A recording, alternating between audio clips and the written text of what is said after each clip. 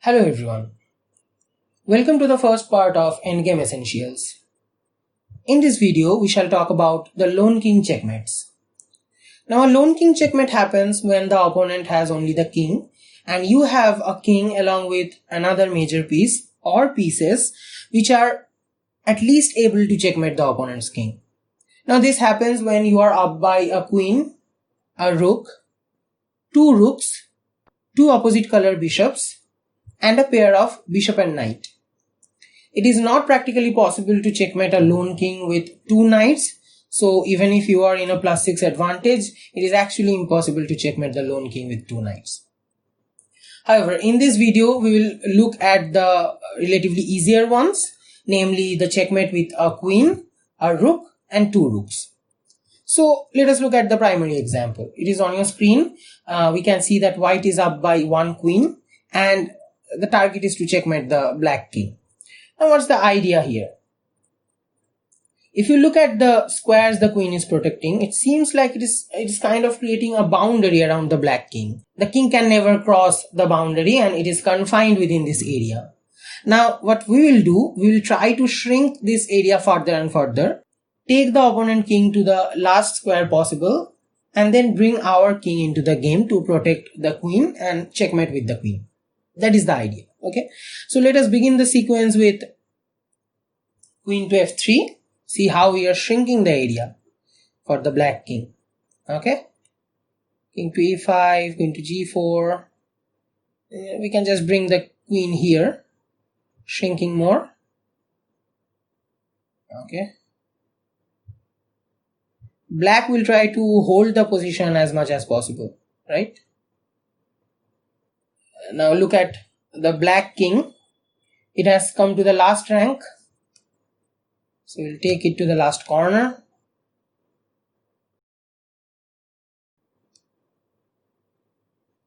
Now here you have to be a little bit careful. After this move by black, if you try to bring the queen further, then it's a stalemate. Why? Because the black king now nowhere to go, and also the king is not under check at the same time, right? So you are in a +9 advantage, yet you have drawn the situation.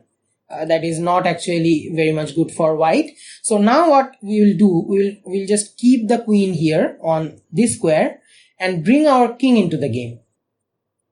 Okay, now the black king will keep oscillating within these two squares, and in the meantime, by taking the advantage of this, we'll just bring our king in order to protect the queen. Okay, so king to here, just bringing our king into the game.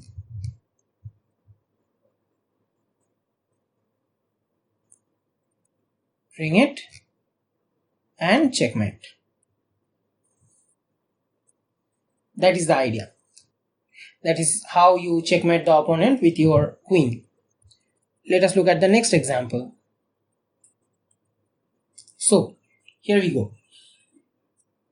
Here white is up by a rook, a +5 advantage.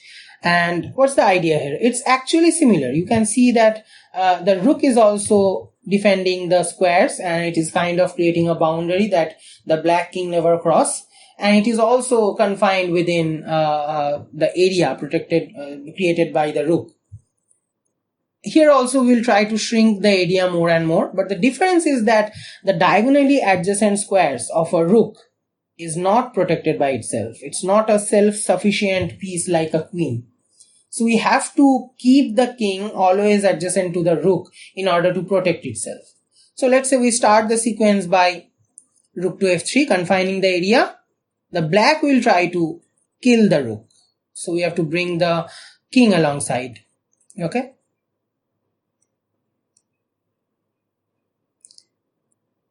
Now what we'll do, we'll try to take the black king to the last rank or last file. Okay, just look at how it's done.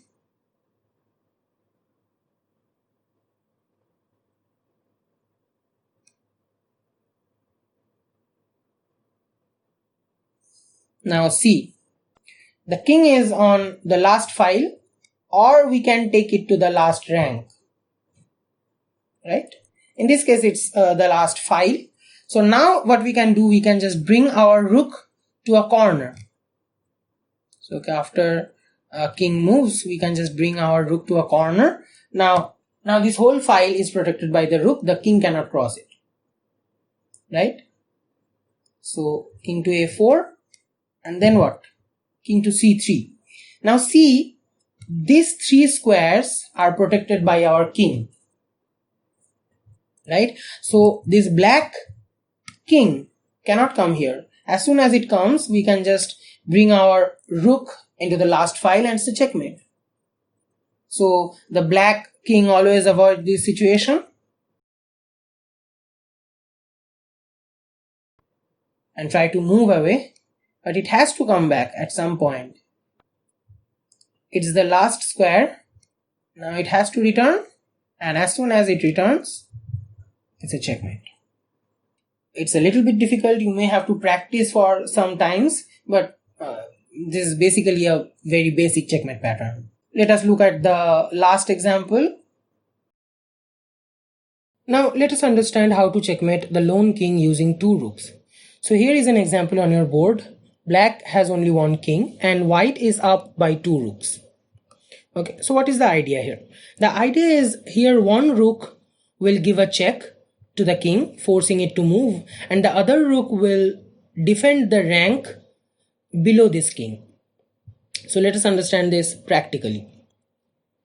So now at this point, this rook on h file is giving a check to the king, at the same time defending the fourth rank. So the king is forced to move, but he cannot stay on the fourth rank either.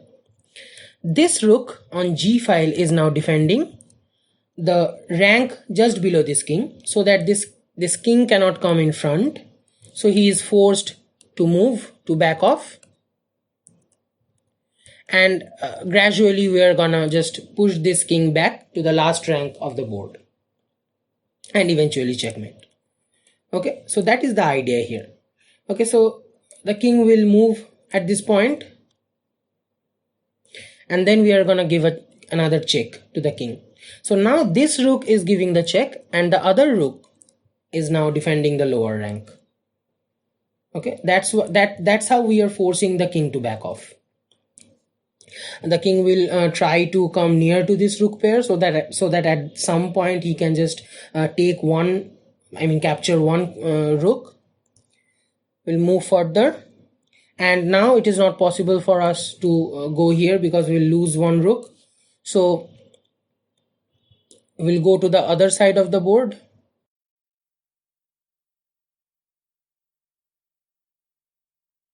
and continue the process.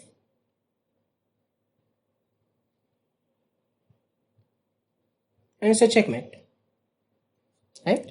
So we have forced the king to go to the last rank, and after this we can just checkmate the rook, checkmate the king using the rook. This rook is now defending the last rank, the 8th rank, and the other rook is defending the lower rank. The king is under check, he has nowhere to go, so this is a checkmate. Okay, so you have seen how these two rooks were working side by side. The kind of movement that they're shown is a kind of like they are like climbing a ladder in order to just checkmate the king. So that's why this technique is widely known as the ladder technique, and that's how we can checkmate the king using two rooks. So this is all for this video. I hope you have liked it. If you did, then please give it a like, share it with your friends and relatives. In case you have any question or suggestion, you can write it down on the comment section. I'll be looking forward to it. See you next time.